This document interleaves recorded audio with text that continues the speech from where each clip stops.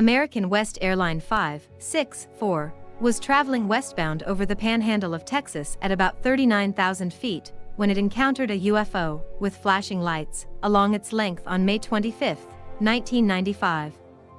At the controls of the plane were Captain Eugene Tollefson and his first officer, John Waller. Everything about the flight was going normal until 10:25 p.m., when Tollefson thought he saw an unidentified object just below them at approximately 30,000 feet. The lights were below their flying altitude. Waller immediately made radio contact with the Albuquerque FAA Air Route Traffic Control Center during the observation. Nothing could be found that should be flying in that airspace at the time. The Boeing 757 continued its course, and the lights began to fall behind it. A group of dark thunderclouds formed and enabled the UFO to be seen as a cigar-shaped object, as its lights illuminated against the backdrop of the thunderheads. Immediately, on seeing this, Captain Tollefson contacted Albuquerque Air Traffic Control to report the incident, and the following is a transcript of the conversation.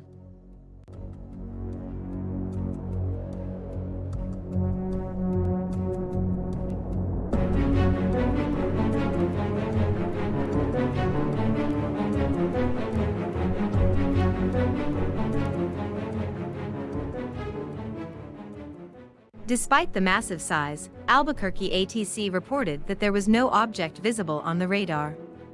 With the obvious concern of the pilot and the fact that they could not pick up the object, the ATC decided to contact Cannon Air Force Space Radar Operations in nearby Clovis, New Mexico. The following is another conversation with Cannon Air Force Base.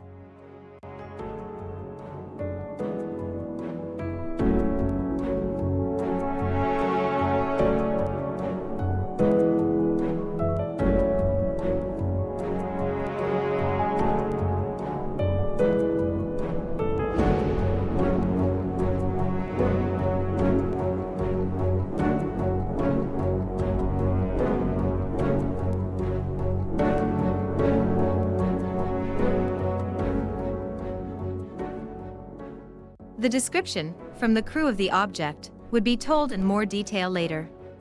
They would say it was a long, thin object of a cylindrical shape, with a series of bright lights that went down its side. These lights blinked on and off in a sequence.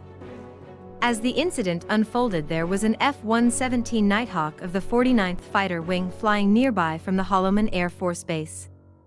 The ATC contacted the pilot of the stealth fighter. What follows is the black box recording of the conversation between the ATC and the Air Force pilot.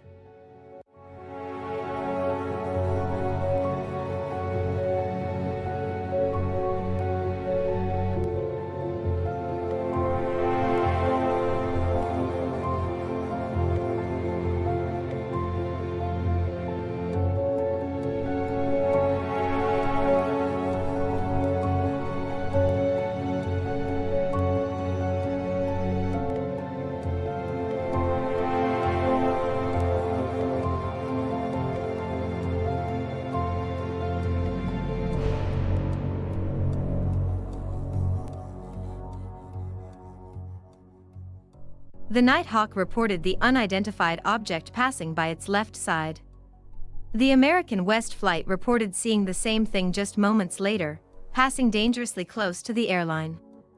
The flight then contacted the ATC again about what they had saw.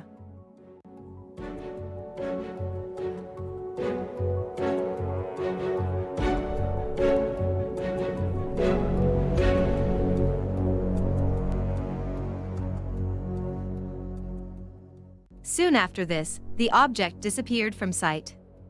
Now, concerned with the situation, Albuquerque ATC contacted NORAD's Western Air Defense Sector headquarters in Washington. Their conversation is as followed.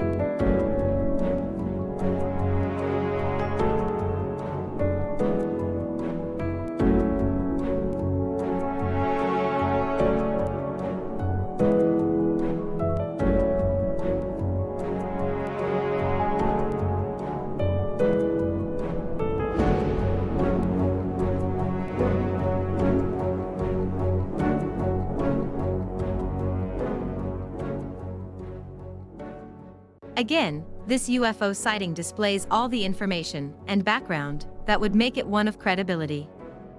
The case of 564 is unique because of an unknown craft being tracked on high-ranking radar equipment, eyewitness testimony, and transcripts of the communication between all the parties. All of this adds to the weight of the evidence of this being a legitimate UFO sighting.